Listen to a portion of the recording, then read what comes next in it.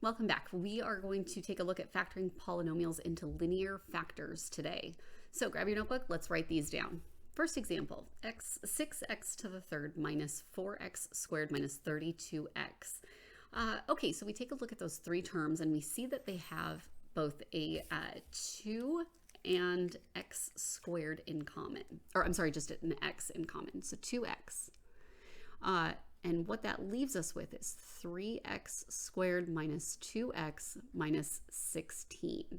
Okay, so now we're ready to factor this part here. And I'm not sure if you remember factoring a quadratic where you have an a term that's greater than 1 or different from 1. But what I like to do is factor by grouping. You may know it differently. Either way works. So I always forget to bring down my 2x, so I'm going to draw an arrow so I don't forget. So what I do is I take 3 times 16, and that is 48. I'm going to list all my factor pairs for 48. 1 times 48, 2 times 24, 3 times 16, 4 times 12, and 6 times 8. Okay, so I need this tells me different signs, so I'm going to need a positive and a negative. That gives me -2.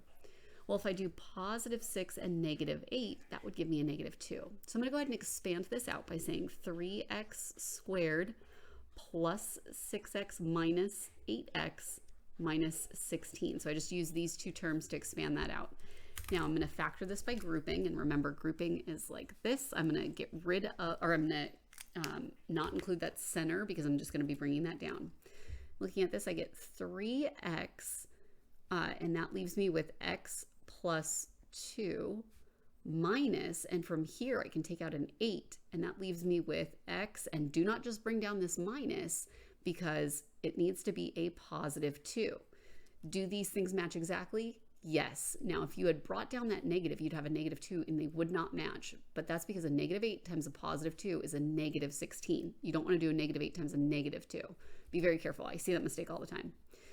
So this is one of my factors. So 3x minus 8, and then the other one is that x plus 2, and then I've drawn myself an arrow to remind myself, hey, don't forget about that guy in the front. So this is factored into its linear factors.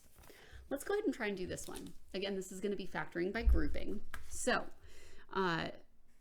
factor by grouping works if you have an a term in front of your quadratic, so you can expand it out to 4 terms, or if you're given 4 terms.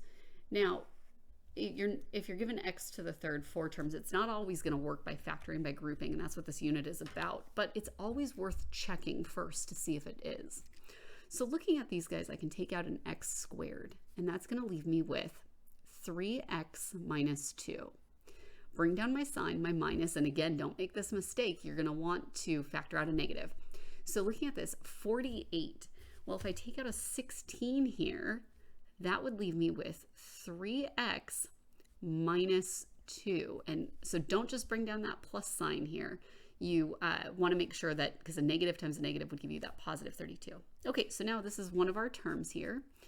X squared minus 16 times 3x minus 2. Now, if you think you're done factoring this into linear terms, I want to remind you from our quadratics unit, difference of squares. Difference of squares is when you have an example here. Let's use a different colors. So you have it, x squared minus y squared is going to factor out to be x plus y, x minus y. So if you have perfect squared minus perfect squared, and that's what I see here, a perfect square minus a perfect square.